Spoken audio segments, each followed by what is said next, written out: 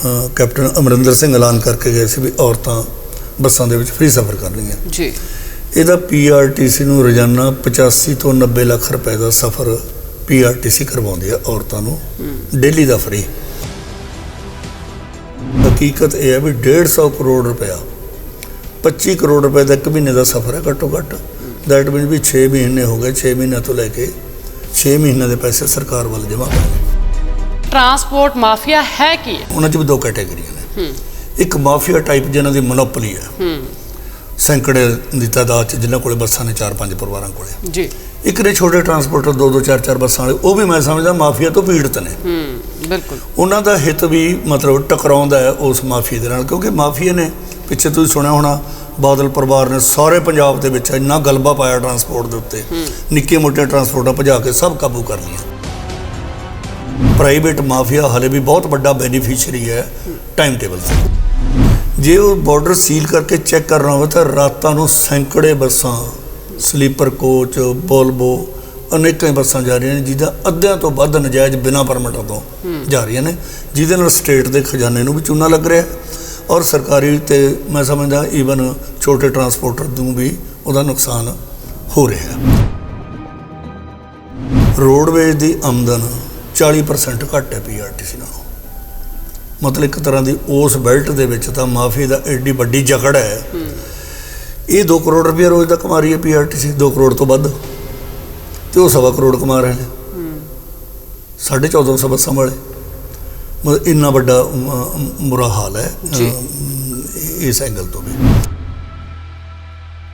Ambala cantt ਤੋਂ ਜੀ ਅੰਮ੍ਰਿਤਸਰ ਤੱਕ 3 ਮਾਫੀਆ ਨੇ, ਟਰਾਂਸਪੋਰਟਰਾਂ ਨੇ ਆਪਦੀ ਨਜਾਇਜ਼ ਆਪਰੇਸ਼ਨ ਨੂੰ ਵੰਡਿਆ ਹੋਇਆ ਆਪਸ ਦੇ ਵਿੱਚ ਜੀ। ਇੱਕ ਚੱਲਦਾ ਅੰਬਾਲੇ ਤੋਂ ਲੁਧਿਆਣੇ ਤੱਕ, ਦੂਜੇ ਚੱਲਦੇ ਨੇ ਲੁਧਿਆਣੇ ਤੋਂ ਜਲੰਧਰ ਤੱਕ, ਤੀਜੇ ਚੱਲਦੇ ਨੇ ਜਲੰਧਰ ਤੋਂ ਅੰਮ੍ਰਿਤਸਰ ਤੱਕ। ਘੱਟੋ ਘੱਟ 80 ਟਾਈਮ ਬੱਸਾਂ ਦੇ ਬਣ ਕੇ ਬਿਨਾਂ ਪਰਮਿਟਾਂ ਤੋਂ ਅੰਬਾਲੇ ਤੋਂ ਅੰਮ੍ਰਿਤਸਰ ਤੱਕ ਚੱਲਦੇ ਨੇ। ਇਹ ਰੋਜ਼ ਦੀ ਕਿੰਨੀ ਲੁੱਟ ਹੈ। ਅਸੀਂ ਸੁਜੈਸ਼ਨ ਦੇ ਚੁੱਕੇ ਹਾਂ ਸਰਕਾਰ ਕੋਲੇ ਵੀ ਰਾਜਪੁਰੇ ਗਗਨ ਚੌਂਕ ਦੇ ਵਿੱਚ ਨਾਕਾ ਲਾ ਕੇ ਇਹ ਇਨਸ਼ੋਰ ਕਰ ਦਿਓ ਤੁਸੀਂ ਵੀ ਬਿਨਾਂ ਪਰਮਿਟ ਤੋਂ ਪ੍ਰਾਈਵੇਟ ਬੱਸ ਨਹੀਂ ਕੋਈ ਚੱਲੂਗੀ। ਪ੍ਰਾਈਵੇਟ ਚਾਹੇ ਸਰਕਾਰੀ ਆ, ਕੋਈ ਨਾ ਚੱਲੇ ਜੀ। ਤੇ ਇਹ ਐਡਾ ਵੱਡਾ ਰੈਵਨਿਊ ਜੇ ਇੱਕ ਬੱਸ 15,000 ਰੁਪਇਆ ਵੀ ਕਮਾਉਂਦੀ ਹੈ ਤਾਂ ਅੰਦਾਜ਼ਾ ਲਗਾਓ ਵੀ 80 ਬੱਸਾਂ ਰੋਜ਼ ਦੀਆਂ ਜੇ ਨਜਾਇਜ਼ ਚੱਲਦੀਆਂ ਨੇ ਤਾਂ ਉਹ ਕਿੰਨਾ ਰੈਵਨਿਊ ਦਾ ਕਿੰਨਾ ਘੱਟ ਆਉਂਦਾ। ਪੰਜਾਬ ਰੋਡਵੇਜ਼ ਨੇ ਇੱਕ ਵਾਰੀ ਯਤਨ ਕੀਤਾ ਕਾਂਗਰਸ ਸਰਕਾਰ ਵੇਲੇ, ਪੋਲੋ ਬੱਸਾਂ ਖਰੀਦੀਆਂ ਉਹਨਾਂ ਨੇ ਉੱਥੇ ਜਾਣ ਵਾਸਤੇ, ਏਅਰਪੋਰਟ 'ਤੇ ਜਾਣ ਵਾਸਤੇ। 3, 4, 5 ਗਿਣਤੀ ਮੈਨੂੰ ਨਹੀਂ ਪਤਾ ਕਿੰਨੀ ਹੈ। ਉਹ ਬੱਸਾਂ ਤੁਸੀਂ ਅੱਜ ਵੀ ਚੈੱਕ ਕਰ ਸਕਦੇ ਹੋ ਵੀ ਵਰਕਸ਼ਾਪਾਂ ਦੇ ਵਿੱਚ ਨਵੀਆਂ ਬੱਸਾਂ ਖੜੀਆਂ, 1.5 ਕਰੋੜ ਦੀਆਂ ਬੱਸਾਂ ਖਰੀਦੀਆਂ, ਨਵੀਆਂ ਬੱਸਾਂ ਉਵੇਂ ਜਿਵੇਂ ਖੜ੍ਹ ਕੇ ਉਹ ਖਰਾਬ ਵੀ ਹੋ ਗਈਆਂ ਹੋਣੀਆਂ ਮੇਰਾ ਖਿਆਲ ਹੈ।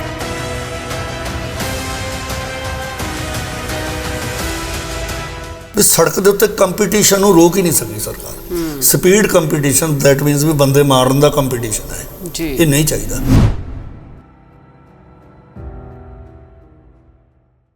ਸਤਿ ਸ਼੍ਰੀ ਅਕਾਲ, ਮੈਂ ਰੀਨਾ ਧੀਮਾਨ, ਤੁਸੀਂ ਦੇਖ ਰਹੇ ਹੋ D5 ਚੈਨਲ ਪੰਜਾਬੀ ਤੇ ਗੱਲਬਾਤ ਕਰਾਂਗੇ ਲਗਾਤਾਰ ਜੋ ਮਾਫੀਆ ਰਾਜ ਵੱਡੇ ਪੱਧਰ ਤੇ ਫੈਲਦਾ ਜਾ ਰਿਹਾ, ਉਹ ਕਿਹੜਾ ਅਦਾਰਾ ਜਿੱਥੇ ਮਾਫੀਆ ਰਾਜ ਨਾ ਹੋਵੇ। ਗੱਲਬਾਤ ਕਰਾਂਗੇ ਅਸੀਂ ਟਰਾਂਸਪੋਰਟ ਨੂੰ ਲੈ ਕੇ ਕਿ ਇੱਥੇ ਵੀ ਦੇਖਿਆ ਜਾ ਰਿਹਾ ਕਿ ਵੱਡੇ ਪੱਧਰ ਤੇ ਟਰਾਂਸਪੋਰਟ ਮਾਫੀਆ ਰਾਜ ਫੈਲਦਾ ਜਾ ਰਿਹਾ। ਆਖਰ ਕੀ ਹੈ ਟਰਾਂਸਪੋਰਟ ਮਾਫੀਆ ਰਾਜ, ਇਸ ਦੇ ਨਾਲ ਸਰਕਾਰ ਨੂੰ ਕਿੰਨਾ ਕੁ ਚੂਨਾ ਲੱਗਦਾ ਤੇ ਕਿਹੜੀਆਂ-ਕਿਹੜੀਆਂ ਦਿੱਕਤਾਂ ਦਾ ਸਾਹਮਣਾ ਕਰਨਾ ਪੈਂਦਾ, ਤੇ ਜੇ ਮੁਫਤ ਸਫ਼ਰ ਕੀਤਾ ਗਿਆ ਔਰਤਾਂ ਦਾ ਉਸਦਾ ਸਰਕਾਰ ਨੂੰ ਕਿੰਨਾ ਕੁ ਘਾਟਾ ਪੈਂਦਾ, ਤੇ ਹੋਰ ਵੀ ਕਈ ਵੱਡੇ ਸਵਾਲ ਨੇ ਜਿਸ ਨੂੰ ਲੈ ਕੇ ਅਸੀਂ ਇਸ ਪ੍ਰੋਗਰਾਮ ਦੇ ਵਿੱਚ ਚਰਚਾ ਕਰਾਂਗੇ।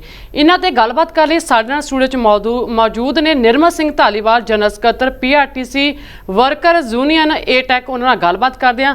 ਧਾਲੀਵਾਲ ਜੀ, ਸਭ ਤੋਂ ਪਹਿਲਾਂ ਤੁਹਾਡਾ ਬਹੁਤ-ਬਹੁਤ ਸਵਾਗਤ ਹੈ ਜੀ। ਜੀ, ਸਭ ਤੋਂ ਪਹਿਲਾਂ ਸਾਡਾ ਵੱਡਾ ਸਵਾਲ ਇਹੀ ਹੈ ਕਿ ਜਿਹੜਾ ਟਰਾਂਸਪੋਰਟ ਮਾਫੀਆ ਦੇਖਿਆ ਜਾ ਰਿਹਾ ਕਿ ਵੱਡੇ ਪੱਧਰ ਤੇ ਫੈਲਦਾ ਜਾ ਰਿਹਾ ਹੈ, ਪਹਿਲਾ ਸਵਾਲ ਇਹੀ ਹੈ ਕਿ ਟਰਾਂਸਪੋਰਟ ਮਾਫੀਆ ਹੈ ਕੀ ਹੈ? ਦੇਖੋ ਮੈਮ, ਟਰਾਂਸਪੋਰਟ ਮਾਫੀਆ ਇਹਦੀ ਜੇ ਆਪਾਂ ਪਿੱਠ ਭੂਮੀ ਦੇ ਵਿੱਚ ਜਾਈਏ, ਇਹਦੀ ਬੈਕਗਰਾਊਂਡ ਦੇ ਵਿੱਚ ਜਾਈਏ ਜੀ, ਤਾਂ ਇਹ ਕੋਈ ਰਾਤੋਂ ਰਾਤ ਨਹੀਂ ਪੈਦਾ ਹੋਇਆ। ਸਰਕਾਰ ਦੀਆਂ ਪਾਲਿਸੀਆਂ ਦੇ ਵਿੱਚੋਂ ਉਤਪੰਨ ਹੋਇਆ ਮਾਫੀਆ।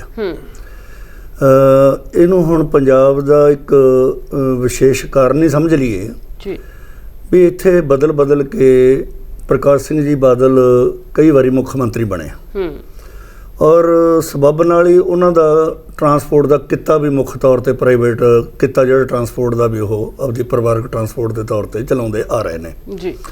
ਤੇ ਲਾਜ਼ਮੀ ਤੌਰ ਤੇ ਹੈ ਵੀ ਜਦੋਂ ਸਰਕਾਰ ਦਾ ਮੁਖੀ ਬਣ ਜਾਵੇ ਕੋਈ ਇਸ ਤਰ੍ਹਾਂ ਦੇ ਕਿੱਤੇ ਵਾਲਾ, ਤਾਂ ਇਹ ਹੋ ਹੀ ਨਹੀਂ ਸਕਦਾ ਵੀ ਉਹ ਆਪਣੇ ਕਿੱਤੇ ਨੂੰ ਲਾਭਦਾਇਕ ਬਣਾਉਣ ਵਾਸਤੇ ਕੋਈ ਸਟੈਪ ਨਾ ਚੱਕੇ। ਤੇ ਉਹਨਾਂ ਨੇ ਕੀਤਾ ਕਿ ਸਭ ਤੋਂ ਪਹਿਲਾਂ 1988 ਦਾ ਮੋਟਰ ਵਹੀਕਲ ਐਕਟ ਬਣ ਕੇ ਹਿੰਦੁਸਤਾਨ ਦਾ ਹੋਂਦ ਦੇ ਵਿੱਚ ਆਇਆ, ਤੇ ਉਹਦੇ ਤਹਿਤ ਹਦਾਇਤ ਸੀਗੀ ਵੀ ਤੁਸੀਂ ਟਰਾਂਸਪੋਰਟ ਪਾਲਿਸੀਆਂ ਬਣਾਓ। 9/8/90 ਨੂੰ ਪੰਜਾਬ ਸਰਕਾਰ ਨੇ ਇੱਕ ਪਾਲਿਸੀ ਬਣਾਈ ਜਿਹੜੀ ਕਾਫੀ ਸਰਕਾਰੀ ਟਰਾਂਸਪੋਰਟ ਦੇ ਹੱਕ ਦੀ ਪਾਲਿਸੀ ਸੀਗੀ, ਜਿਹਦੇ ਵਿੱਚ 60% ਸਰਕਾਰੀ ਟਰਾਂਸਪੋਰਟ ਨੇ ਚੱਲਣਾ ਸੀ ਤੇ 40% ਚੱਲਣਾ ਸੀ ਪ੍ਰਾਈਵੇਟ ਟਰਾਂਸਪੋਰਟ ਨੇ। ਔਰ ਉਹਦੇ 'ਚ ਕਿਉਂਕਿ ਕਈ ਤਰ੍ਹਾਂ ਦੀਆਂ ਸੇਵਾਵਾਂ ਲਈਆਂ ਜਾਂਦੀਆਂ ਨੇ ਸਰਕਾਰੀ ਟਰਾਂਸਪੋਰਟ ਤੋਂ, ਉਹਦੀ ਕੁਛ ਇਨਕਮ ਸਿਕਿਉਰ ਕਰਨ ਵਾਸਤੇ 19 ਅਜਿਹੇ ਰੂਟ ਮੋਨੋਪਲੀ ਕਰ ਦਿੱਤੇ ਗਏ ਵੀ ਜਿੱਥੇ ਪ੍ਰਾਈਵੇਟ ਨਹੀਂ ਚੱਲੂਗੀ, ਸਿਰਫ ਤੇ ਸਿਰਫ ਸਰਕਾਰੀ ਟਰਾਂਸਪੋਰਟ ਚੱਲੇਗੀ ਜੀ। ਇਹਦੇ ਨਾਲ ਕਾਫੀ ਸਰਕਾਰੀ ਟਰਾਂਸਪੋਰਟ ਲਾਭਦਾਇਕ ਧੰਦੇ ਦੇ ਤੌਰ ਤੇ ਚੱਲਦੀ ਰਹੀ। ਪਰ 1997 ਦੇ ਵਿੱਚ ਜਦੋਂ ਬਾਦਲ ਸਾਹਿਬ ਗੱਦੀ ਨਸ਼ੀਨ ਹੋਏ ਤਾਂ ਸਭ ਤੋਂ ਪਹਿਲਾਂ ਉਹਨਾਂ ਨੇ ਕੰਮ ਇਹੀ ਕੀਤਾ ਵੀ 21 ਅਕਤੂਬਰ 1997 ਨੂੰ ਇੱਕ ਪਾਲਿਸੀ ਲੈ ਕੇ ਆਏ। ਉਸ ਪਾਲਿਸੀ ਦੇ ਵਿੱਚ ਇਹਨਾਂ ਨੇ ਪਹਿਲਾਂ ਤਾਂ 10% ਸ਼ੇਅਰ ਵਧਾਤਾ ਪ੍ਰਾਈਵੇਟ ਦਾ ਜੀ। ਇੱਕ ਉਹਨਾਂ ਨੇ ਚੰਡੀਗੜ੍ਹ ਯੂਟੀ ਦੇ ਪ੍ਰਸ਼ਾਸਕ ਦੇ ਨਾਲ, ਜਿਹੜੇ ਗਵਰਨਰ ਵੀ ਹੁੰਦੇ ਨੇ ਮੌਕੇ ਦੇ ਪੰਜਾਬ ਦੇ, ਉਹਨਾਂ ਨੂੰ ਇੱਕ ਚਿੱਠੀ ਲਿਖ ਕੇ 73 ਪਰਮਿਟ ਇੰਟੈਗਰਲ ਕੋਚ ਬੱਸਿਸ ਦੇ ਪਾਲਿਸੀ ਦੇ ਵਿੱਚ ਪਾ ਲਿਆ ਵੀ ਇੰਟੈਗਰਲ ਕੋਚ ਤੇ ਵੋਲਵੋ ਬੱਸਾਂ ਨੇ ਜਿਹੜੀਆਂ ਪੰਜਾਬ ਦੇ ਸਾਰੇ ਇੰਪੋਰਟੈਂਟ ਸ਼ਹਿਰਾਂ ਤੋਂ ਚੰਡੀਗੜ੍ਹ ਲਈ ਚੱਲਣਗੀਆਂ ਜੀ। ਇਹ ਪਾਲਿਸੀ ਦੇ ਵਿੱਚ ਪਾਉਣ ਤੋਂ ਬਾਅਦ ਉਹਨਾਂ ਨੇ ਤੇ ਨਾਲ ਸ਼ਬਦ ਇਹ ਪਾ ਲਿਆ ਵੀ ਸਿਰਫ ਪ੍ਰਾਈਵੇਟ ਚੱਲਣਗੀਆਂ, ਉਹ ਸਰਕਾਰੀ ਨਹੀਂ। ਉਹਦੀ ਮਨਜ਼ੂਰੀ ਉਹਨਾਂ ਨੇ ਗਵਰਨਰ ਪਾਸੋਂ ਮੰਗ ਲਈ, ਆਪਣੇ ਦਸਖਤਾਂ ਹੇਠ ਉਹਨਾਂ ਨੇ ਚਿੱਠੀ ਲਿਖੀ ਜੀ। ਅਲਟੀਮੇਟਲੀ ਉਹ ਮਨਜ਼ੂਰੀ ਲੈ ਕੇ ਉਹਨਾਂ ਨੇ 73 ਬੱਸਾਂ ਉੱਥੋਂ ਇੰਟੈਗਰਲ ਕੋਚ ਬੱਸਾਂ ਵੱਖ-ਵੱਖ ਸਿਟੀਜ਼ ਨੂੰ ਚਲਾ ਲਈਆਂ।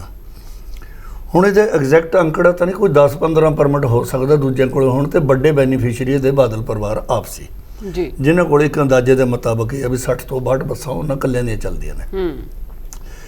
ਤੇ ਉਹਦਾ ਨੁਕਸਾਨ ਕੀ ਹੋਇਆ ਸਰਕਾਰੀ ਟਰਾਂਸਪੋਰਟ ਨੂੰ ਵੀ ਜਿੰਨੀ ਕੋਈ ਰੇਸ਼ੋ ਸੀਗੀ, ਇੱਕ ਤਾਂ ਰੇਸ਼ੋ ਤੋਂ ਓਵਰ ਐਂਡ ਅਬਵ ਸੀ ਉਹ ਜੀ, ਜਿਹੜਾ 50% ਸ਼ੇਅਰ ਵੀ ਸਰਕਾਰੀ ਦੇ ਪ੍ਰਾਈਵੇਟ ਟਰਾਂਸਪੋਰਟ ਦਾ। ਉਹਨਾਂ ਬੱਸਾਂ ਉਹਨਾਂ ਸੜਕਾਂ ਦੇ ਉੱਤੇ ਉਹ ਸਰਕਾਰੀ ਬੱਸਾਂ ਚੱਲਦੀਆਂ ਨੇ ਆਰਡੀਨਰੀ ਨੇ ਜਿਹੜੀਆਂ, ਉਹਨਾਂ ਦੇ ਉੱਤੋਂ ਹੀ ਉਹਨਾਂ ਨੇ ਇੰਟੈਗਰਲ ਕੋਚ ਬੱਸਾਂ ਨੇ ਚੱਲਣਾ ਤਾਂ ਉੱਥੋਂ ਸਾਰਾ ਪੋਟੈਂਸ਼ੀਅਲ ਜਿਹੜਾ ਟ੍ਰੈਫਿਕ ਦਾ ਉਹ ਲੈ ਕੇ ਜਾਂਦੇ ਰਹੇ।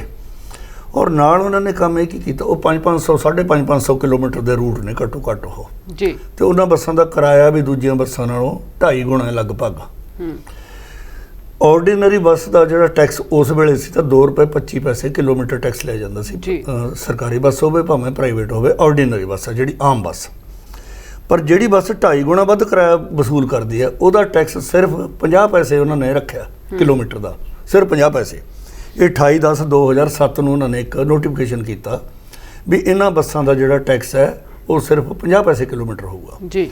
50 ਕਿਲੋਮੀਟਰ 50 ਪੈਸੇ ਕਿਲੋਮੀਟਰ ਦੇ ਇਲਾਵਾ ਉਹਨਾਂ ਨੇ ਇਹ ਕਰਤਾ ਵੀ ਟੈਕਸ ਹੌਲੀਡੇ ਦਿੱਤੀ ਵਿੱਚ 180 ਦਿਨ ਦੀ, ਵੀ ਐਗਜ਼ੰਪਸ਼ਨ ਵੀ ਹੋਊਗੀ 180 ਦਿਨ ਦੀ। ਦੈਟ ਮੀਨਸ ਵੀ ਉਹ 25 ਪੈਸੇ ਕਿਲੋਮੀਟਰ ਹੀ ਬਣ ਗਿਆ ਟੈਕਸ ਇੱਕ ਤਰ੍ਹਾਂ ਦਾ। ਤੇ ਉਹ ਦੂਜੀ ਬੱਸ ਦਾ ₹2.25 ਟੈਕਸ ਜੀ। ਇਹ 10 ਸਾਲ ਇਹ ਧੰਦਾ ਚੱਲਦਾ ਰਿਹਾ। ਇਹ ਜਾ ਕੇ ਕਾਂਗਰਸ ਸਰਕਾਰ ਵੇਲੇ 18/8/2017 ਨੂੰ ਕੈਪਟਨ ਅਮਰਿੰਦਰ ਸਿੰਘ ਦੀ ਸਰਕਾਰ ਹੋਣ ਦੇ ਵਿੱਚ ਆਈ। ਉਹਨਾਂ ਨੇ ਫਿਰ ਉਦੋਂ ਟੈਕਸ ਇਹ ਵਧਾ ਕੇ ₹5.04 ਕਿਲੋਮੀਟਰ ਕੀਤਾ ਜੀ ਇੰਟੈਗਰਲ ਕੋਚ ਦਾ, ਤੇ ਸੁਪਰ ਇੰਟੈਗਰਲ ਕੋਚ ਦਾ ਕੀਤਾ ₹5.60 ਕਿਲੋਮੀਟਰ। ਹੁਣ ਇਸ ਚੋਰੀ ਨੂੰ ਜੇ 10 ਸਾਲ 'ਚ ਆਪਾਂ ਕੈਲਕੂਲੇਟ ਕਰ ਲਈਏ ₹5 ਦੇ ਹਿਸਾਬ ਨਾਲ ਵੀ, ਤਾਂ ਇਹਦੀ ਚੋਰੀ ਦੀ ਮੈਂ ਕੈਲਕੂਲੇਸ਼ਨ ਕੱਢੀ ਹੈ ਜੀ, ₹1,82,000 ਰੋਜ਼ ਦੀ ਟੈਕਸ ਬੈਨੀਫਿਟ ਲਿਆ ਉਹਨਾਂ ਨੇ, ਸਿਰਫ 25 ਪੈਸੇ ਕਿਲੋਮੀਟਰ ਕਰਕੇ ਜਿਹੜਾ ਟੈਕਸ ਜੀ। ਤੇ ਨਾਲ ਇਹਦੀ ਜੇ ਆਪਾਂ ਮੰਥਲੀ ਕੈਲਕੂਲੇਸ਼ਨ ਕਰ ਲਈਏ ਤੇ ਐਨੂਅਲ ਕਰ ਲਈਏ ਜੀ, ਤੇ ਫਿਰ 10 ਸਾਲਾਂ ਦੀ ਕਰ ਲਈਏ ਤੇ 700 ਕਰੋੜ ਰੁਪਇਆ, 678 ਕਰੋੜ ਸਮਥਿੰਗ, ਅਪਰੋਕਸੀਮੇਟਲੀ 700 ਕਰੋੜ ਰੁਪਏ ਦਾ ਬੈਨੀਫੀਸ਼ਰੀ ਇੱਕ ਪਰਿਵਾਰ ਹੈ ਸਿਰਫ 73 ਬੱਸਾਂ ਦੇ ਵਿੱਚੋਂ। ਇਹ ਪੰਜਾਬ ਦੀ ਇਕੋਨਮੀ ਨੂੰ ਚੂਨਾ ਮਤਲਬ ਇੱਕ ਟੱਬਰ ਨੇ ਲਾਇਆ, ਸਮਝੋ 700 ਕਰੋੜ ਰੁਪਏ ਦਾ ਸਕੈਂਡਲ ਹੈ ਜੀ। ਇਦੋਂ ਇਲਾਵਾ ਫਿਰ ਉਹਨਾਂ ਨੇ ਇੱਕ ਪਾਲਿਸੀ, ਇਸੇ ਪਾਲਿਸੀ ਦੇ ਵਿੱਚ ਉਹਨਾਂ ਨੇ ਪਾਇਆ 452 ਪਰਮਿਟ, ਇੱਕ ਇਲੀਗਲ ਜਿਹੜੇ ਮੋਨੋਪਲੀ ਪਰਮਿਟ 9/8/90 ਦੀ ਪਾਲਿਸੀ ਦੇ ਵਿੱਚ ਸਰਕਾਰੀ ਟਰਾਂਸਪੋਰਟ ਵਾਸਤੇ ਸੀ, ਇਹਦੀ ਉਲੰਘਣਾ ਕਰਕੇ ਪਰਮਿਟ ਉਹਨਾਂ ਮੋਨੋਪਲੀਆਂ ਦੇ ਉੱਤੇ ਵੀ ਪ੍ਰਾਈਵੇਟਾਂ ਨੂੰ ਦਿੰਦੇ ਤੁਰੇ ਗਏ। ਅਸੀਂ ਇਹਨੂੰ ਪੁਆਇੰਟ ਆਊਟ ਕੀਤਾ ਤਾਂ ਉਹ ਟਰੇਸ ਹੋਇਆ ਵੀ 452 ਪਰਮਿਟ ਨਜਾਇਜ਼ ਨਿਕਲੇ। ਹਰਚਰਨ ਸਿੰਘ ਬਰਾੜ ਸਰਕਾਰ ਆਈ ਸੀ ਕੁਝ ਸਮੇਂ ਦੇ ਲਈ, ਜਦੋਂ ਸਰਦਾਰ ਬੇਅੰਤ ਸਿੰਘ ਦਾ ਕਤਲ ਹੋਇਆ, ਅਗਸਤ ਕਿਹੜਾ ਸੀ ਸਮਾਂ ਉਹ, ਤੇ ਉਸ ਤੋਂ ਬਾਅਦ ਅਸੀਂ ਉੱਥੇ ਇੱਕ ਮੀਟਿੰਗ ਲਈ। ਉਹ ਮੀਟਿੰਗ ਦੇ ਵਿੱਚ ਇਹ ਗੱਲ ਉੱਠੀ ਤਾਂ ਉਹਦੇ 'ਚ 452 ਪਰਮਿਟ ਉਹ ਇਲੀਗਲ ਪਾਏ ਗਏ, ਜਿਹੜੇ ਨੂੰ ਕੈਂਸਲ ਕੀਤਾ ਗਿਆ, ਜਿਹਦੇ ਮੁਤਾਬਕ ਉਹ 35-36 ਹਜ਼ਾਰ ਕਿਲੋਮੀਟਰ ਰੋਜ਼ਾਨਾ ਇੱਕ ਤਰ੍ਹਾਂ ਦਾ ਉਹ ਇਲੀਗਲ ਸੀ। ਉਹਦੀ ਜੇ ਹੁਣ ਕੈਲਕੂਲੇਸ਼ਨ ਆਪਾਂ ਕਰ ਲਈਏ, ਮਤਲਬ 35-36 ਹਜ਼ਾਰ ਕਿਲੋਮੀਟਰ ਦੀ ਨਜਾਇਜ਼ ਕਮਾਈ ਕਿੰਨੇ ਸਾਲ ਉਹ ਕਰਦੇ ਰਹੇ। ਇਦੋਂ ਅੱਗੇ ਪਾਲਿਸੀ ਦੇ ਵਿੱਚ ਇੱਕ ਹੋਰ ਪਾ ਲਿਆ, ਇੱਕ ਪ੍ਰੋਵੀਜ਼ਨ ਪਾ ਲਿਆ ਵੀ 24 ਕਿਲੋਮੀਟਰ ਕਿਸੇ ਰੂਟ, ਇੱਕ ਰੂਟ ਹੈ ਕਿਸੇ ਬੱਸ ਕੋਲੇ, ਜੇ ਉਹਦੀ ਕੋਈ ਲੋੜ ਮਹਿਸੂਸ ਹੋਵੇ, ਪਬਲਿਕ ਦੀ ਡਿਮਾਂਡ ਹੋਵੇ ਜਾਂ ਕੋਈ ਰੂਟ ਠੀਕ ਨਾ ਚੱਲਦਾ ਹੋਵੇ, ਤਾਂ ਉਹਨੂੰ ਵਾਇਬਲ ਬਣਾਉਣ ਵਾਸਤੇ 24 ਕਿਲੋਮੀਟਰ ਦਾ ਵਾਧਾ ਉਸ ਰੂਟ ਦੇ ਵਿੱਚ ਕੀਤਾ ਜਾ ਸਕਦਾ।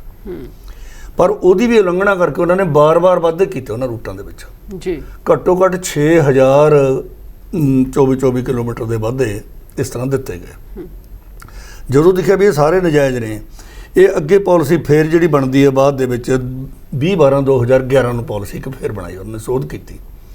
ਉਹਦੇ ਵਿੱਚ ਇਹਨਾਂ ਵਾਧਿਆਂ ਨੂੰ ਜਾਇਜ਼ ਕਰਾਰ ਦਿੱਤਾ ਵੀ 24 kilometre extension and so on, ਵੀ ਇੱਕ ਤੋਂ ਵੱਧ ਵਾਰੀ ਵੀ ਇਹ ਵਾਧੇ ਦਿੱਤੇ ਜਾ ਸਕਦੇ ਨੇ।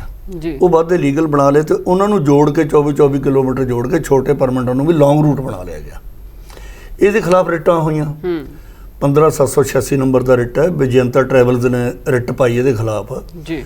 20/12/2012 ਨੂੰ ਮਾਨਯੋਗ ਹਾਈ ਕੋਰਟ ਦਾ ਡਿਸੀਜਨ ਹੋ ਗਿਆ। ਇਹ ਸਾਰੇ ਵਾਧੇ, ਇਹ ਸਾਰੀਆਂ ਇੰਟੈਗਰਲ ਕੋਚ ਬੱਸਾਂ, ਇਹ ਸਾਰੇ ਉਹਨਾਂ ਨੇ ਰੱਦ ਕਰਤੇ ਜੀ। ਰੱਦ ਕੀਤੇ ਤਾਂ ਅਪੀਲ 'ਚ ਗਏ ਸੁਪਰੀਮ ਕੋਰਟ ਨੇ 20/12/2016 ਨੂੰ ਰੱਦ ਕਰਤੇ, ਅਪੀਲ ਡਿਸਮਿਸ ਹੋ ਗਈ। ਉਹ ਅਪੀਲ ਡਿਸਮਿਸ ਹੋਣ ਦੇ ਬਾਵਜੂਦ ਅੱਜ ਤੱਕ ਵੀ ਉਹ ਸੁਪਰ ਇੰਟੈਗਰਲ ਕੋਚ ਬੱਸਾਂ ਵੀ ਚੱਲ ਰਹੀਆਂ ਨੇ ਹਾਲੇ ਵੀ, ਔਰ ਜਿਹੜੇ ਇਹ ਪਰਮਿਟ ਨਜਾਇਜ਼ ਸੀਗੇ ਉਹ ਵੀ ਚੱਲ ਰਹੇ ਨੇ ਉਵੇਂ ਜਿਵੇਂ ਹਾਲੇ ਜੀ। ਕਾਫੀ ਉਹਦੇ 'ਚੋਂ ਮਤਲਬ ਇਹ ਪਿੱਛੇ ਰਾਜਾ ਬੜਿੰਗ ਜਦੋਂ ਟਰਾਂਸਪੋਰਟ ਮੰਤਰੀ ਬਣੇ ਤਾਂ ਕਾਫੀ ਉਹਨਾਂ ਨੇ ਕਲੇਮ ਕੀਤਾ ਵੀ ਮੈਂ ਇਹਨੂੰ ਕੁਝ ਯਤਨ ਕੀਤੇ ਵੀ ਜੀ, ਸ਼ਾਇਦ ਜੋ ਉਹਨਾਂ ਦਾ ਸਮਾਂ ਵੱਧ ਹੁੰਦਾ ਕੁਝ ਹੋਰ ਵੀ ਵੱਧ ਕਰ ਜਾਂਦੇ। ਤੇ ਇਹਦੀ ਭਾਲ ਉਹਨਾਂ ਨੇ ਪੰਜਾਬ ਦੇ ਵਿੱਚ ਖੱਟੀ ਵੀ ਮੈਂ ਇਹ ਸਾਰੀਆਂ ਐਕਸਟੈਂਸ਼ਨਾਂ ਖਤਮ ਕਰਨੀਆਂ ਤੇ ਇਲੀਗਲ ਚੋਰੀ ਚਾਰੀ ਰੋਕਣੀ ਹੈ, ਤੇ ਟੈਕਸ ਵੀ ਜਿਹੜੇ ਡਿਫਾਲਟਰ ਸੀ ਉਹਨਾਂ ਨੂੰ ਟੈਕਸ ਵੀ ਕਰਾਉਣਾ। ਇਸ ਦਿਸ਼ਾ ਦੇ ਵਿੱਚ ਕੁਝ ਕਦਮ ਚੱਕੇ ਗਏ ਜੀ ਜੀ, ਪਰ ਉਹ ਨਹੀਂ ਹਾਲੇ ਸਾਰਾ ਪੂਰ ਚੜ੍ਹ ਸਕਿਆ। ਅੱਜ ਵੀ ਉਹ ਉਸ ਤਰ੍ਹਾਂ ਦੇ ਪਰਮਿਟ ਹਾਲੇ ਵੀ 50,000 ਕਿਲੋਮੀਟਰ ਤੋਂ ਵੱਧ ਰੋਜ਼ਾਨਾ ਪ੍ਰਾਈਵੇਟ ਟਰਾਂਸਪੋਰਟਰ ਜਿਹੜੇ ਵੱਡੇ ਨੇ, ਉਹਨਾਂ 'ਚ ਵੀ ਦੋ ਕੈਟੇਗਰੀਆਂ ਨੇ। ਇੱਕ ਮਾਫੀਆ ਟਾਈਪ ਜਿਹਨਾਂ ਦੀ ਮੋਨੋਪੋਲੀ ਹੈ, ਸੈਂਕੜੇ ਦੀ ਤਾਦਾਦ 'ਚ ਜਿਨ੍ਹਾਂ ਕੋਲੇ ਬੱਸਾਂ ਨੇ 4-5 ਪਰਿਵਾਰਾਂ ਕੋਲੇ ਜੀ। ਇੱਕ ਨੇ ਛੋਟੇ ਟਰਾਂਸਪੋਰਟਰ 2-2 4-4 ਬੱਸਾਂ ਵਾਲੇ, ਉਹ ਵੀ ਮੈਂ ਸਮਝਦਾ ਮਾਫੀਆ ਤੋਂ ਪੀੜਤ ਨੇ। ਬਿਲਕੁਲ ਉਹਨਾਂ ਦਾ ਹਿੱਤ ਵੀ ਮਤਲਬ ਟਕਰਾਉਂਦਾ ਹੈ ਉਸ ਮਾਫੀਆ ਦੇ ਨਾਲ, ਕਿਉਂਕਿ ਮਾਫੀਆ ਨੇ ਪਿੱਛੇ ਤੁਸੀਂ ਸੁਣਿਆ ਹੋਣਾ ਬਾਦਲ ਪਰਿਵਾਰ ਨੇ ਸਾਰੇ ਪੰਜਾਬ ਦੇ ਵਿੱਚ ਇੰਨਾ ਗਲਬਾ ਪਾਇਆ ਟਰਾਂਸਪੋਰਟ ਦੇ ਉੱਤੇ, ਨਿੱਕੇ ਮੋਟੇ ਟਰਾਂਸਪੋਰਟਾਂ ਭਜਾ ਕੇ ਸਭ ਕਾਬੂ ਕਰ ਲਈਆਂ। ਅੱਜ ਉਹਨਾਂ ਦੇ ਨਾਮਾਂ ਦੀ ਗਿਣਤੀ ਵੀ ਨਹੀਂ, ਉਹ ਕਿਹੜੇ ਕਿਹੜੇ ਨਾਮਾਂ ਤੇ ਚੱਲਦੇ ਨੇ। 2-3 ਨਾਂ ਤਾਂ ਹੈ, WE ਟਰਾਂਸਪੋਰਟ ਹੈ, ਔਰਬਿਟ ਹੈ, ਰਾਜਧਾਨੀ ਹੈ, ਇਸ ਤਰ੍ਹਾਂ ਦੀਆਂ।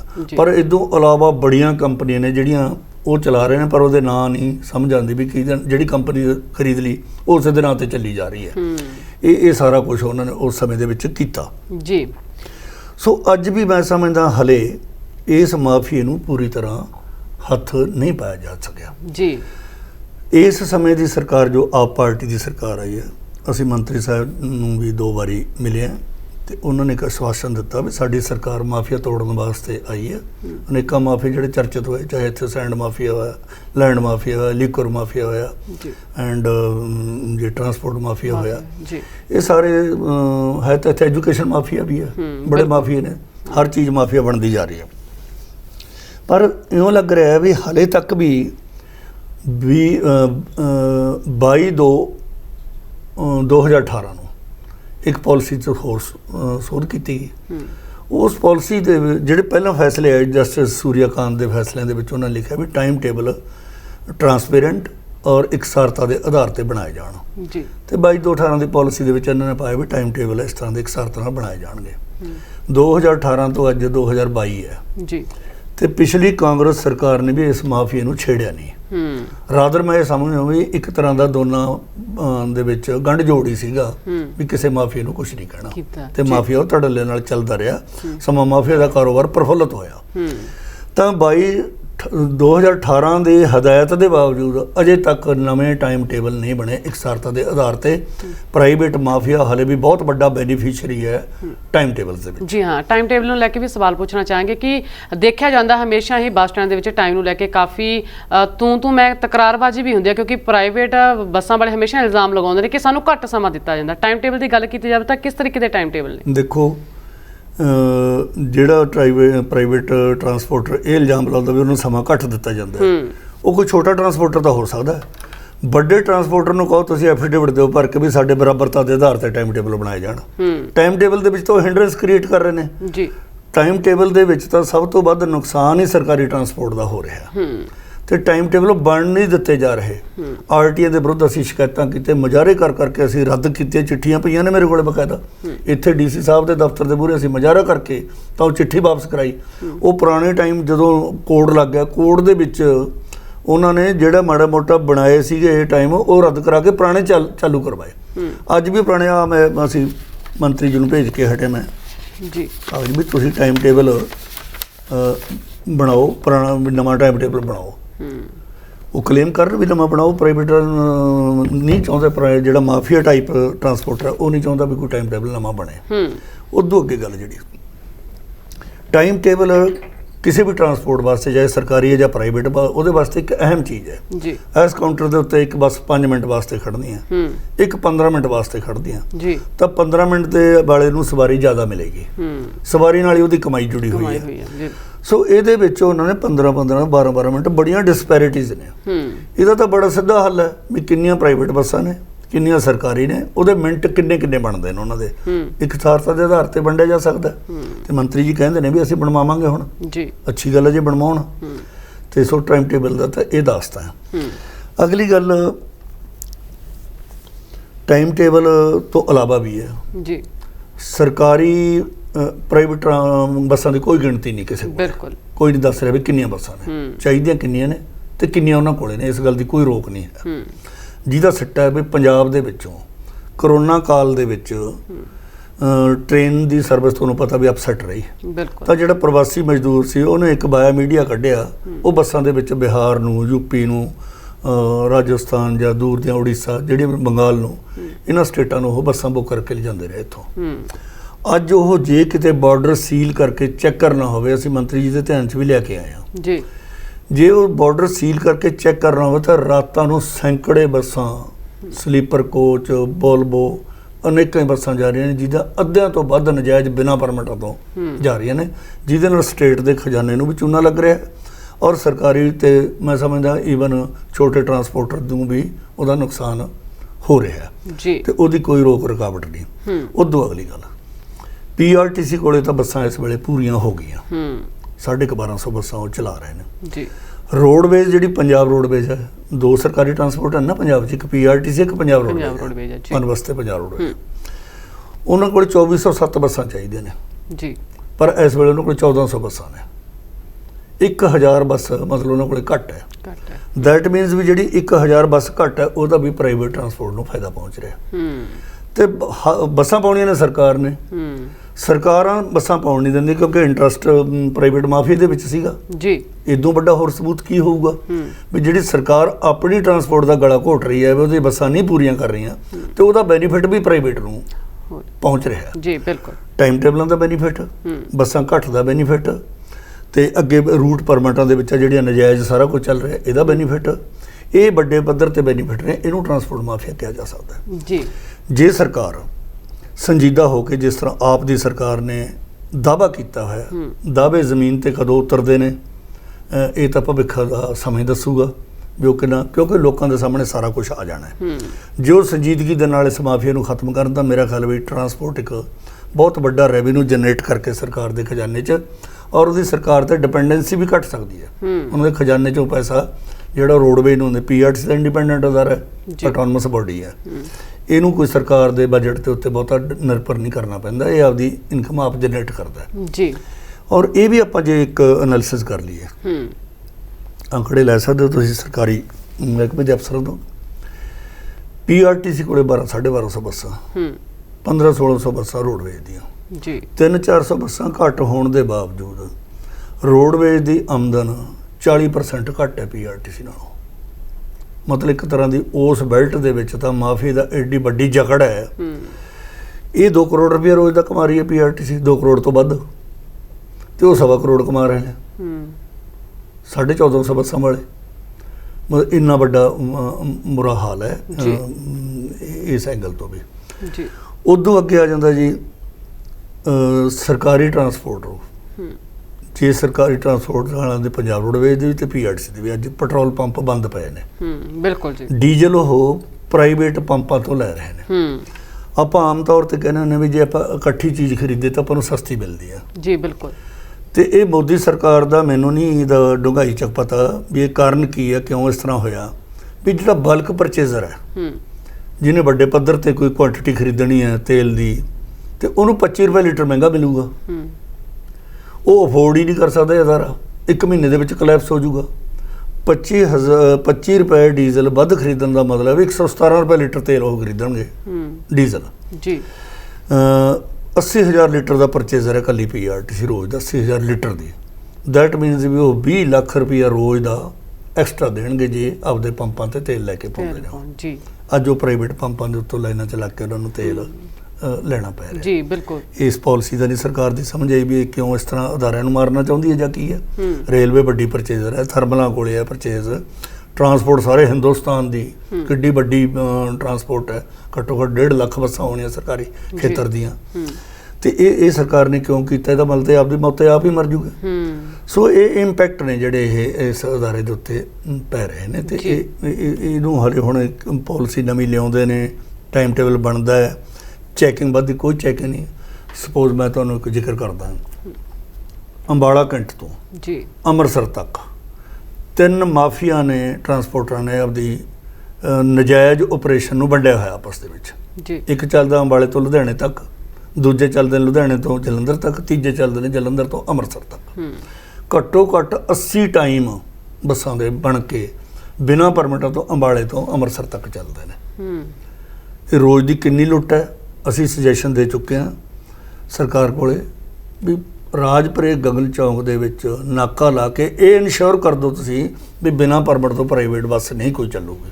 प्राइवेट चाहे सरकारी है कोई ना चले, कोई भी ना चले जी। तो ये एडा वड्डा रेवन्यू जे एक बस 15,000 रुपया भी कमाउंदी है तो अंदाजा लगाओ भी 80 बसां रोज़ दियां जे नजायज़ चलदियां ने तो कितना रेवन्यू का कितना घाटा पिया जी।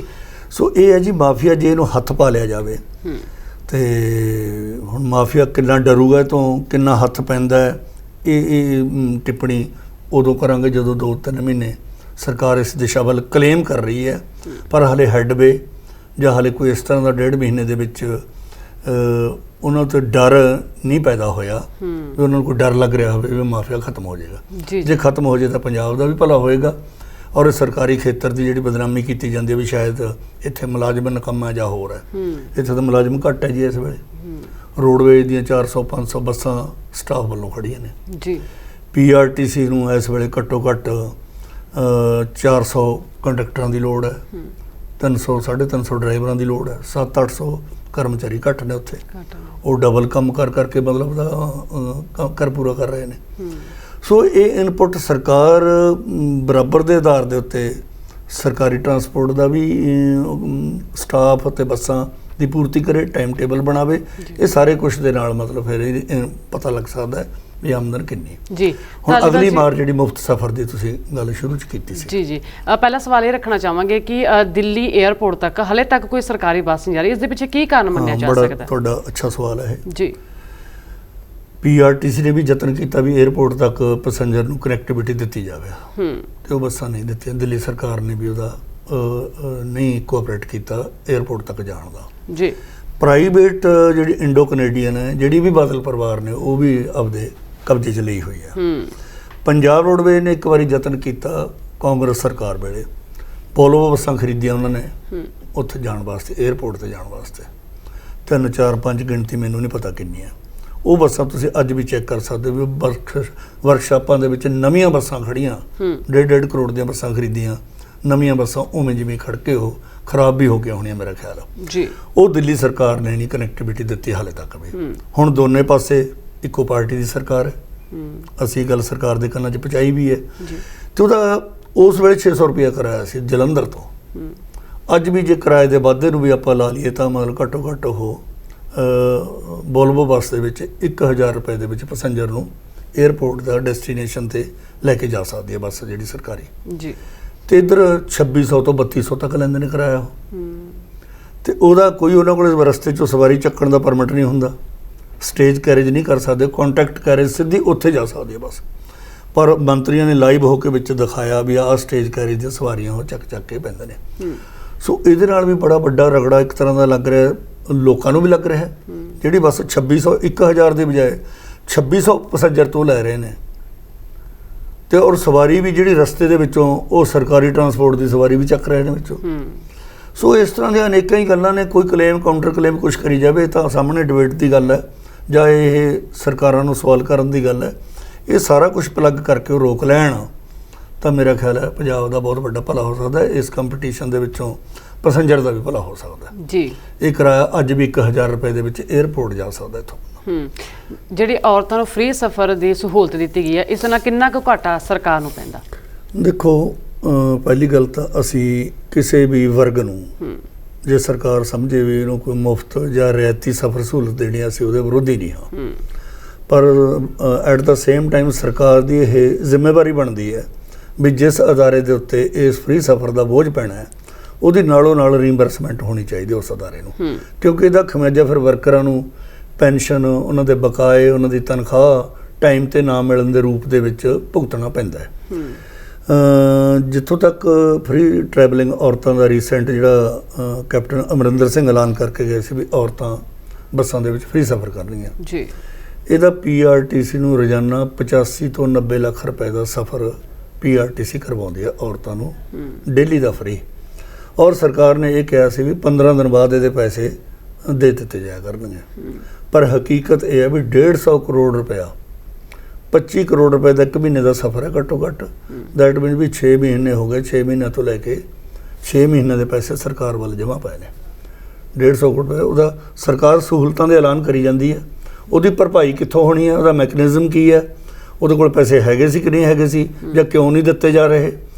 ਤੇ ਇਹ ਜੇ ਸਰਕਾਰ ਨੇ ਰੀਇੰਬਰਸਮੈਂਟ ਨਾ ਦੇਣੀ ਸ਼ੁਰੂ ਕੀਤੀ, ਇਹ ਸਰਕਾਰ ਨੂੰ 1.5-2 ਮਹੀਨੇ ਹੋ ਗਏ ਇਹਨੂੰ, ਇਹਨਾਂ ਦੇ ਸਮੇਂ ਦੇ ਵਿੱਚ ਵੀ ਕੋਈ ਪੈਸਾ ਨਹੀਂ ਆਇਆ ਫ੍ਰੀ ਟਰੈਵਲਿੰਗ ਦਾ।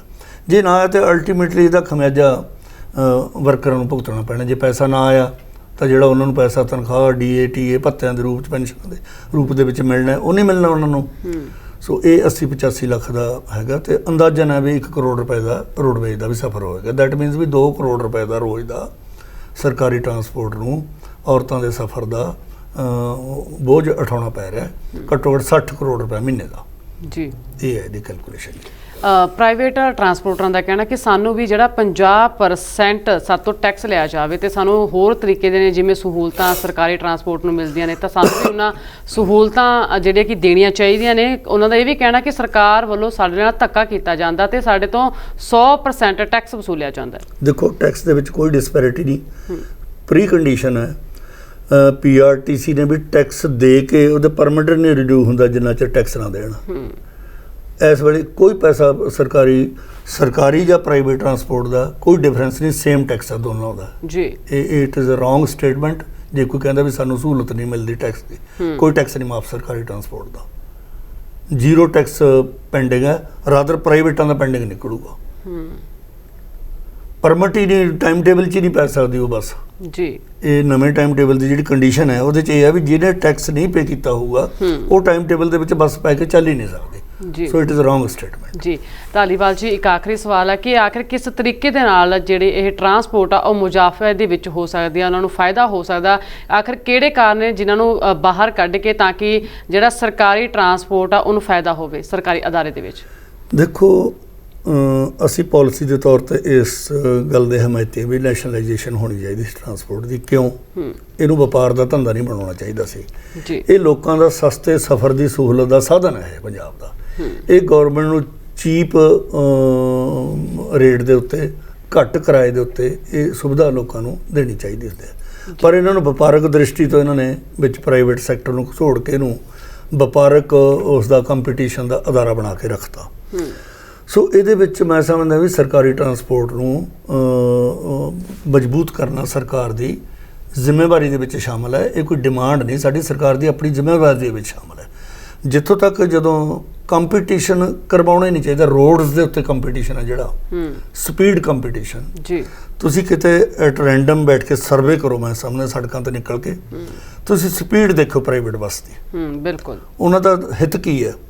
ਸਰਕਾਰੀ ਅਦਾਰੇ ਦਾ ਬੰਦਾ ਤਾਂ ਇੱਥੋਂ ਆਪਦੀ ਬੱਸ ਟਾਈਮ ਸ਼ਡਿਊਲ ਦੇ ਮੁਤਾਬਕ ਉਹਨੇ ਜਾਣਾ। ਇਹਨਾਂ ਨੇ ਜੇ ਪਟਿਆਲੇ ਬੱਸ ਸਟੈਂਡ ਤੋਂ ਚੱਲਣਾ ਤਾਂ ਦੁੱਖਨ ਮਾਰਨ ਕੋਲੇ ਜਾ ਕੇ ਬੱਸ ਖੜਾ ਦੇਣੀ ਹੈ। ਜਿਹੜੀ ਬੱਸ 10 ਮਿੰਟ ਬਾਅਦ ਸਰਕਾਰੀ ਨੇ ਚੱਲਣਾ ਹੈ, ਜਿੰਨਾ ਚਿਰ ਉਹ ਬੱਸ ਪਿੱਛੋਂ ਨਜ਼ਰ ਨਹੀਂ ਆਉਂਦੀ ਉਹਨਾਂ ਚਿਰ ਉਹਨਾਂ ਨੇ ਉੱਥੋਂ ਚੱਲਣਾ ਨਹੀਂ। ਫਿਰ ਉਹਨਾਂ ਨੇ 100 ਕਿਲੋਮੀਟਰ ਤੋਂ ਉੱਤੇ ਭਜਾਉਣੀਆਂ ਬੱਸ, ਦੇਖਿਆ ਕਰੋ ਵੀ ਕਿਸ ਤਰ੍ਹਾਂ ਜਾਂਦੀਆਂ ਨੇ ਬੱਸਾਂ ਉਹ। ਬਿਲਕੁਲ ਇਹ ਮੈਂ ਸਮਝਦਾ ਵੀ ਲੋਕਾਂ ਦੇ ਨਾਲ ਇਹ ਇੱਕ ਬਹੁਤ ਵੱਡਾ ਸਰਕਾਰ ਕਰ ਰਹੀ ਹੈ ਮਾੜੀ ਗੱਲ, ਵੀ ਸੜਕ ਦੇ ਉੱਤੇ ਕੰਪੀਟੀਸ਼ਨ ਨੂੰ ਰੋਕ ਹੀ ਨਹੀਂ ਸਕੀ ਸਰਕਾਰ। ਸਪੀਡ ਕੰਪੀਟੀਸ਼ਨ ਦੈਟ ਮੀਨਸ ਵੀ ਬੰਦੇ ਮਾਰਨ ਦਾ ਕੰਪੀਟੀਸ਼ਨ ਹੈ, ਇਹ ਨਹੀਂ ਚਾਹੀਦਾ। ਸੋ ਇਸ ਅਦਾਰੇ ਦੇ ਵਿੱਚ ਤਾਂ ਕੰਪੀਟੀਸ਼ਨ ਚਾਹੀਦੇ ਨਹੀਂ ਸੀ, ਸਟਰੈਂਥਨ ਇਸ ਕਰਕੇ ਜ਼ਰੂਰੀ ਸੀ ਕਰਨਾ। ਜਾਂ ਜੇ ਅੱਜ ਸਾਰਾ ਨਿੱਜੀਕਰਨ ਦਾ ਦੌਰ ਹੈ, ਪਬਲਿਕ ਬੇਵਸ ਹੈ, ਸਰਕਾਰਾਂ ਮਰਜ਼ੀ ਕਰ ਰਹੀਆਂ ਨੇ, ਸਾਰਾ ਕੰਟਰੀ ਅਸੀਂ ਤਾਂ ਕਹਿ ਰਹੇ ਹਾਂ ਸੇਲ ਤੇ ਲੱਗਿਆ ਹੋਇਆ। ਕਿਸੇ ਵੀ ਅਦਾਰੇ ਦੇ ਵਿੱਚ ਨਿੱਜੀ ਖੇਤਰ ਦੇ ਵਿੱਚ ਆ ਰਹੇ ਨੇ ਫਟਾਫਟ, ਉਹ ਨਿੱਜੀ ਖੇਤਰ ਦੇ ਕਿਹੜੇ ਕਿਹੜੇ ਸਕੈਮ ਆ ਰਹੇ ਨੇ ਸਾਹਮਣੇ, ਉਹਦੇ ਬੈਨੀਫੀਸ਼ਰੀ ਕੌਣ ਨੇ, ਚੰਦ ਬੰਦੇ ਨੇ, ਸਾਰਾ ਸਮਾਜ ਉਹਦਾ ਬੈਨੀਫੀਸ਼ਰੀ ਨਹੀਂ ਹੈ। ਜੇ ਇਹ ਸਰਕਾਰੀ ਟਰਾਂਸਪੋਰਟ ਦੇ ਪੈਰਲਲ, ਪਹਿਲੀ ਗੱਲ ਤਾਂ 60-40 ਚਾਹੀਦਾ ਸੀ, 60 ਸਰਕਾਰੀ ਚਾਹੀਦੀ ਸੀ, ਇਹਨਾਂ ਤਾਂ 40 ਕਰਤੀ ਸਰਕਾਰੀ, ਬਲਕਿ ਉਹ 60 ਚਲਾ ਕੇ 40% ਪ੍ਰਾਈਵੇਟ ਨੂੰ ਵੀ ਦੇ ਲਓ, ਤੁਸੀਂ ਦੇ ਲਓ, ਪਰ ਉਹਨਾਂ ਤੇ ਬੰਦੇਜ ਕਾਨੂੰਨ ਇਕਸਾਰਤਾ ਉਹ ਸਾਰਾ ਕੁਝ ਲਾਗੂ ਕਰਕੇ ਇੰਪਲੀਮੈਂਟੇਸ਼ਨ ਦਾ ਹੋਵੇ। ਤੁਸੀਂ ਚੈਕਿੰਗ ਦੇ ਰਿਕਾਰਡ ਕਢਾਓ ਸਰਕਾਰ ਦਾ। ਪਿਛਲੀਆਂ ਸਰਕਾਰਾਂ ਨੇ, ਚਾਹੇ ਬਾਦਲ ਦਾ ਰਾਜ ਹੋਵੇ 10 ਸਾਲ ਦਾ, ਅਮਰਿੰਦਰ ਜੀ ਦਾ ਰਾਜ ਹੋਵੇ 5 ਸਾਲ ਦਾ, ਸਾਰੇ 15 ਸਾਲ ਦੇ ਵਿੱਚ ਚੈਕਿੰਗ ਨਾਂ ਦੀ ਚੀਜ਼ ਹੀ ਨਹੀਂ ਹੈ। ਕੋਈ ਚੈਕਿੰਗ ਨਹੀਂ ਕਰਵਾਈ ਕਿਤੇ, RTO ਸਭ ਕੋਈ DTO ਲੱਗੇ, ਕੋਈ ਮਤਲਬ ਕਿਸੇ ਦੇ ਆਪਣੀ ਡਿਊਟੀ ਦਾ ਫਰਜ਼ ਨਿਭਾਇਆ ਹੀ ਨਹੀਂ। ਰਾਦਰ ਮਾਫੀਆ ਪ੍ਰਫੁੱਲਤ ਕੀਤੇ ਨੇ।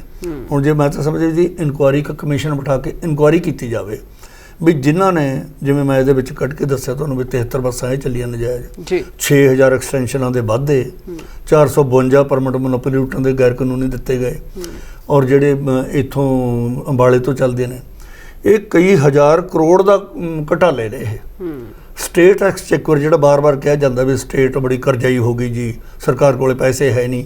ਸਰਕਾਰ ਪੈਸਾ ਮੋਬਿਲਾਈਜ਼ ਹੋ ਸਕਦਾ ਜੇ ਇੰਪਲੀਮੈਂਟ, ਜੇ ਸਾਰਾ ਕੁਝ ਫੇਅਰ ਪਲੇ ਹੋ ਜੇ ਤਾਂ ਅੱਜ ਤੁਸੀਂ ਦੇਖੋ ਸਰਕਾਰਾਂ ਨੇ ਪੁਲ, ਸੜਕਾਂ, ਡੈਮ, ਸਕੂਲ, ਕਾਲਜ, ਯੂਨੀਵਰਸਿਟੀਆਂ, ਹਸਪੀਟਲ ਸਾਰਾ ਕੁਝ ਤਾਂ ਪ੍ਰਾਈਵੇਟ ਕਰਤਾ ਜੀ। ਲੋਕ ਆਪਦੀ ਜੇਬ ਚੋਂ ਦੇ ਕੇ ਸਰਵਿਸ ਵਾਏ ਕਰ ਰਹੇ ਨੇ ਇੱਕ ਤਰ੍ਹਾਂ ਦੀ।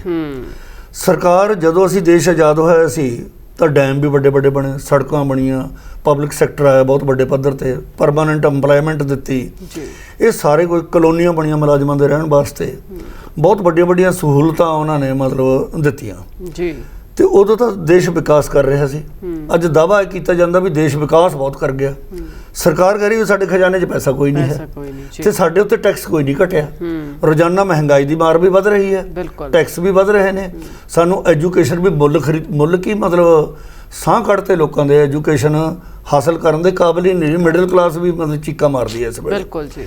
ਤੇ ਇਹ ਸਾਰੇ ਇਲਾਜ ਤੁਹਾਡੇ ਸਾਹਮਣੇ ਹੈ ਵੀ ਇਲਾਜ ਇਸ ਵੇਲੇ ਕੋਈ ਗਰੀਬ ਆਦਮੀ ਇਲਾਜ ਹੀ ਨਹੀਂ ਕਰਾ ਸਕਦਾ। 100 ਕਰੋੜ ਬੱਸੋਂ ਐਸੀ ਹੈ ਜਿਹੜੀ ਮੁਥਾਜੀ ਦੇ ਵਿੱਚੋਂ ਗੁਜ਼ਰ ਰਹੀ ਹੈ, ਸਿਰਫ 20-30 ਕਰੋੜ ਲੋਕ ਜਿਨ੍ਹਾਂ ਦੇ ਸਾਧਨ ਸੰਪੰਨ ਨੇ ਉਹ ਇਹ ਕਰ ਸਕਦੇ ਨੇ। ਸੋ ਇਹ ਸਰਕਾਰਾਂ ਜੇ ਇਹਨਾਂ ਸਰਕਾਰੀ ਅਦਾਰਿਆਂ ਦੇ ਇਸ ਤਰ੍ਹਾਂ ਜੇ ਇਹ ਟੈਕਸ ਚੋਰੀਆਂ ਆ ਸਾਰਾ ਕੁਝ ਮਾਫੀਏ ਖਤਮ ਕਰ ਲੈਣ ਤਾਂ ਇਹ ਲੋਕਾਂ ਨੂੰ ਸਹੂਲਤਾਂ ਹੋਰ ਬਹੁਤ ਕੁਝ ਦਿੱਤੇ ਜਾ ਸਕਦੇ ਨੇ। ਹੁਣ ਐਵੇਂ ਲਾਰੇ ਹਰ ਵਾਰੀ ਹਰ ਇੱਕ ਸਰਕਾਰ ਲਾਰੇ ਲਾਉਂਦੇ ਵਿੱਚ ਤੁਹਾਨੂੰ ਆਹ ਦੇਵਾਂਗੇ, ਫਰੀ ਆਹ ਦੇਵਾਂਗੇ, ਆਹ ਦੇਵਾਂਗੇ, ਤੇ ਉਹ ਫਿਰ ਲਾਰੇ ਨਹੀਂ ਹੁੰਦੇ ਤਾਂ ਬੜਾ ਛੇਤੀ ਲੋਕਾਂ ਦਾ ਮੋਹ ਭੰਗ ਵੀ ਹੁੰਦਾ। ਸੋ ਸਿਸਟਮ ਦੇ ਵਿੱਚ ਬੜੇ ਵੱਡੇ ਇਹ ਫਾਲਟ ਨੇ, ਇਹ ਠੀਕ ਕੀਤੇ ਜਾ ਸਕਦੇ ਨੇ ਜੇ ਸਰਕਾਰ ਦਾ ਧਿਆਨ ਹੋਵੇ। ਧਾਲੀਵਾਲ ਜੀ, ਤੁਸੀਂ ਬਹੁਤ ਹੀ ਡੂੰਘਾਈ ਦੇ ਨਾਲ ਇਸ ਮੁੱਦੇ ਤੇ ਆਪਣੇ ਜਿਹੜੇ ਵਿਚਾਰ ਨੇ ਉਹ ਦਰਸ਼ਕਾਂ ਦੇ ਨਾਲ ਸਾਂਝੇ ਕੀਤੇ ਨੇ। ਤੁਹਾਡਾ ਬਹੁਤ ਬਹੁਤ ਸ਼ੁਕਰੀਆ ਜੀ। ਇਹ ਸਨ ਨਿਰਮਲ ਸਿੰਘ ਧਾਲੀਵਾਲ, ਜਿਨ੍ਹਾਂ ਨੇ ਕਿ ਟਰਾਂਸਪੋਰਟ ਮਾਫੀਆ ਨੂੰ ਲੈ ਕੇ ਦੱਸਿਆ ਕਿ ਕਿਸ ਤਰੀਕੇ ਦੇ ਨਾਲ ਇਹ ਮਾਫੀਆ ਚੱਲਦਾ ਜਾਂ ਕਿਸ ਤਰੀਕੇ ਦੀਆਂ ਸਰਕਾਰੀ ਖਜ਼ਾਨੇ ਨੂੰ ਚੂਨਾ ਲੱਗਦਾ ਤੇ ਪ੍ਰਾਈਵੇਟ ਕੰਪਨੀਆਂ ਵੱਲੋਂ, ਪ੍ਰਾਈਵੇਟ ਬੱਸਾਂ ਵੱਲੋਂ ਕਿਸ ਤਰੀਕੇ ਦੇ ਨਾਲ ਧੱਕਾਸ਼ਾਹੀ ਕੀਤੀ ਜਾਂਦੀ ਜਾਂ ਕਿਸ ਤਰੀਕੇ ਦੀਆਂ ਮੁਸ਼ਕਲਾਂ ਦਾ ਸਾਹਮਣਾ ਕਰਨਾ ਪੈਂਦਾ। ਡੂੰਘਾਈ ਦੇ ਨਾਲ ਚਰਚਾ ਧਾਲੀਵਾਲ ਦੇ ਵੱਲੋਂ ਕੀਤੀ ਗਈ ਹੈ। ਸੋ ਅੱਜ ਦੇ ਪ੍ਰੋਗਰਾਮ ਦੇ ਵਿੱਚ ਇੰਨਾ ਹੀ। ਮੈਨੂੰ ਦਿਓ ਇਜਾਜ਼ਤ। ਧੰਨਵਾਦ। ਲੈ ਕੇ ਚੱਲਾਂਗੇ ਤੁਹਾਨੂੰ ਰੰਗਲੇ ਪੰਜਾਬ ਦੇ ਖੇਤਾਂ ਵੱਲ। ਜਲਦ ਆ ਰਿਹਾ ਹੈ ਸਾਡਾ ਖਾਸ programme farming with Amarjit Waraich. ਸਿਰਫ D5 ਚੈਨਲ ਪੰਜਾਬੀ ਤੇ। D5 ਚੈਨਲ ਪੰਜਾਬੀ ਹੁਣੇ ਸਬਸਕ੍ਰਾਈਬ ਕਰੋ, ਬੈਲ ਆਈਕਨ ਤੇ ਕਲਿੱਕ ਕਰੋ। ਕੀ ਹੁੰਦੀ ਹੈ ਜਮ੍ਹਾਂਬੰਦੀ, ਕਿਵੇਂ ਬਣਦੀ ਹੈ ਵਸੀਅਤ, ਜ਼ਮੀਨ ਜਾਇਦਾਦ ਦੇ ਹਰ ਮਸਲੇ ਤੇ ਕਰਾਂਗੇ ਚਰਚਾ। ਦੇਖਣਾ ਨਾ ਭੁੱਲਣਾ ਸਾਡਾ ਖਾਸ ਪ੍ਰੋਗਰਾਮ naibtehsildar.com ਕਾਨੂੰਨ ਜਾਇਦਾਦ ਦਾ।